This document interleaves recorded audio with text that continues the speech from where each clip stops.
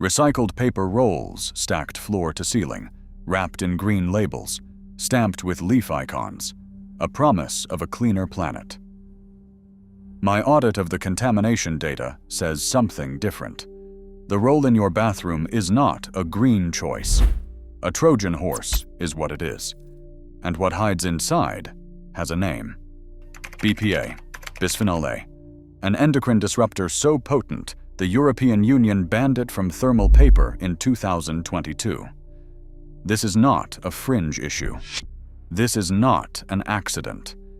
In the United States, BPA in recycled paper is still legal, still present, still making its way into your home right now, in 2026. And I am here to tell you exactly why.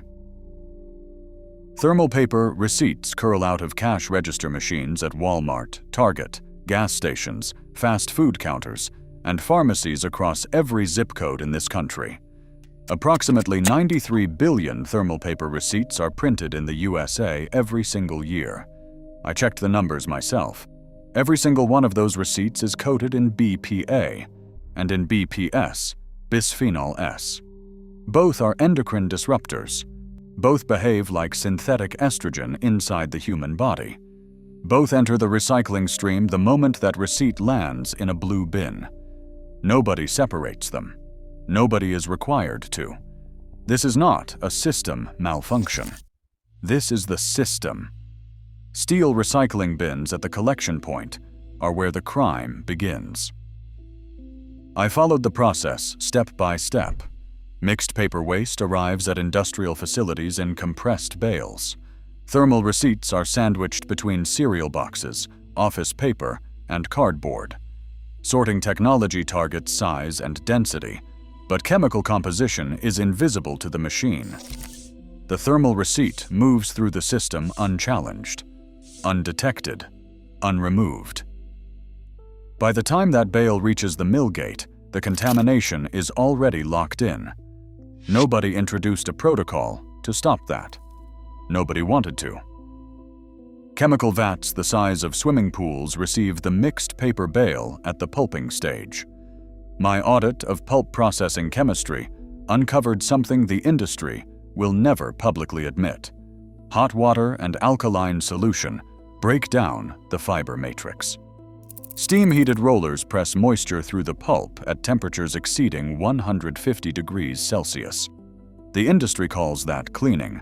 I call it activation, because elevated temperature increases precisely the rate at which BPA molecules migrate from the thermal coating into the surrounding cellulose fiber network. The chemical does not dissolve. It bonds. Deep, permanently. By the time the pulp exits the drying stage, BPA is structurally integrated into the fiber matrix that will become your toilet paper. Washing cannot reverse a covalent bond. No consumer on Earth can reverse it.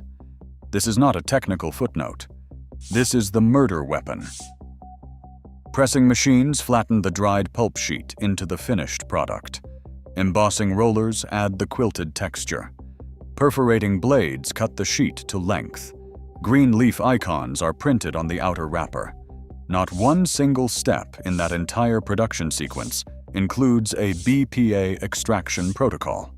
I audited the regulatory framework personally. There are no regulatory requirements to remove BPA. Independent laboratory analysis published in peer-reviewed journals found BPA at measurable, biologically relevant concentrations in commercially available recycled toilet tissue. My audit of studies indexed in the National Institutes of Health database confirmed these findings across multiple product categories and multiple countries. The contamination is not accidental.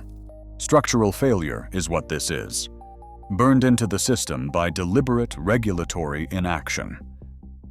Anatomy diagrams under fluorescent lab lights reveal what most people never consider. Skin is a barrier. Mucosal tissue is not. Mucosal tissue lining the anal canal absorbs substances at rates dramatically higher than intact epidermal skin. I read the absorption studies personally. Research from the journal Environmental Science and Technology measured chemical absorption through mucosal surfaces at rates documented to far exceed standard dermal exposure. Every contact event bypasses the skin barrier entirely, and every contact event is a direct chemical absorption pathway straight into systemic circulation. This happens multiple times per day and 365 days per year. This is not a theoretical risk. This is a biological fact. The industry will never print on the packaging. Microscopic cellular receptors lining the mucosal wall are the next crime scene. This is what they do not want me to tell you. Estrogen receptors are molecular locks. The human body manufactures the correct key, natural estradiol, in precisely calibrated quantities. Molecular mimics are BPA molecules. The shape is close enough to fit the lock. The receptor cannot distinguish the synthetic intruder from the real hormone. Binding occurs. Signal fires. The cell responds as if natural estrogen gave the command. But the command is false. The timing is wrong. The dosage is uncontrolled.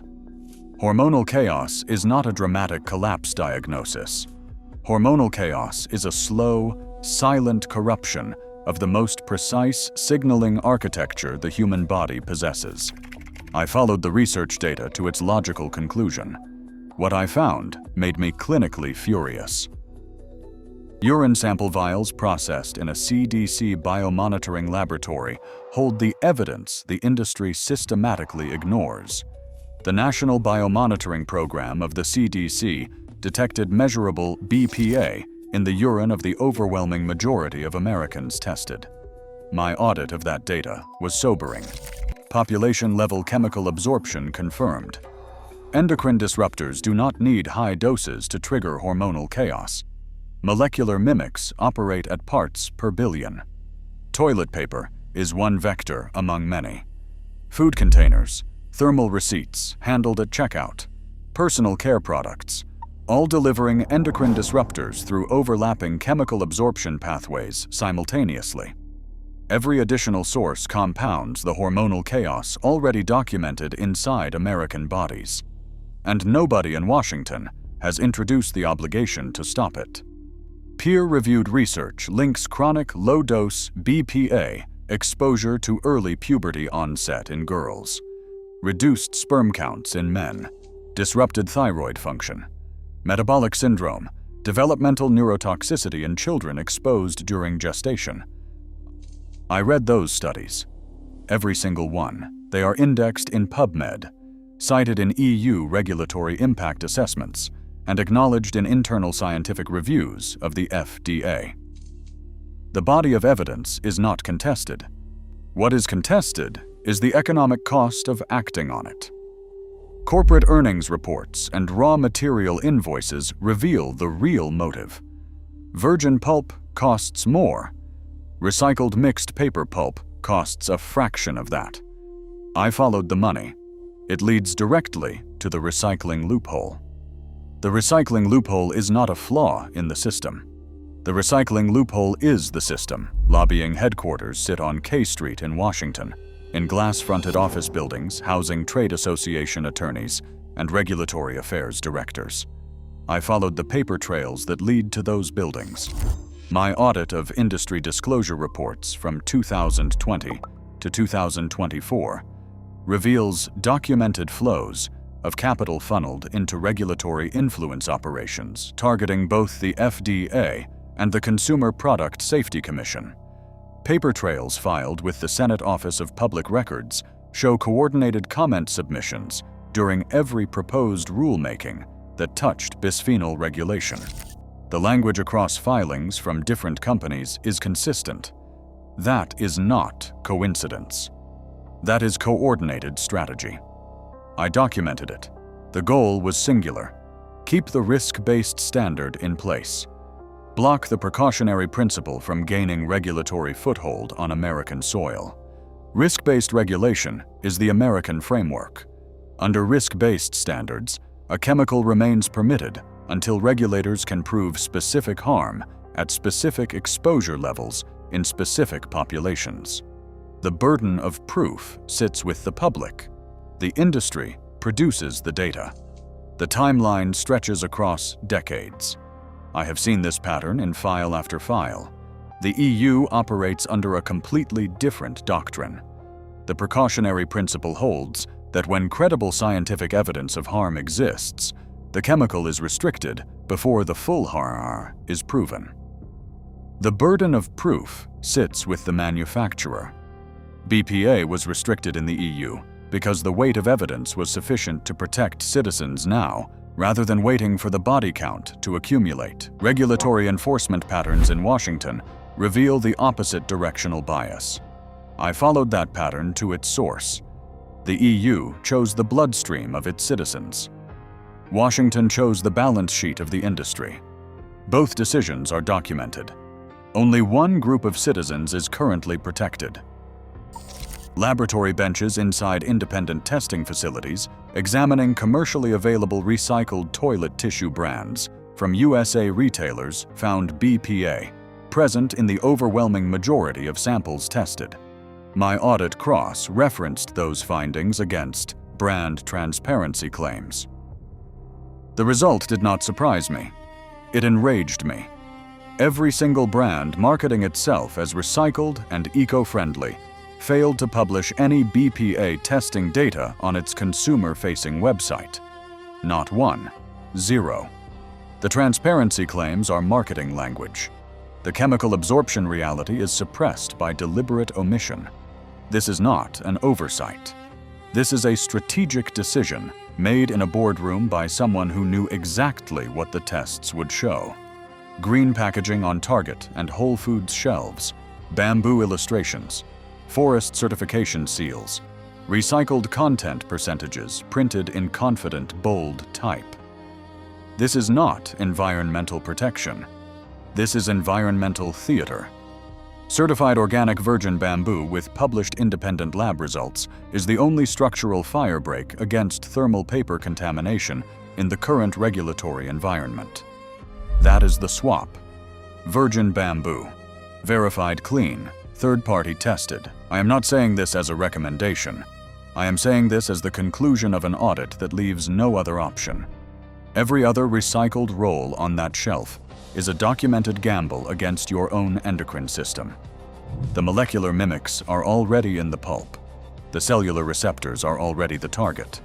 The only variable you control is whether that roll enters your home.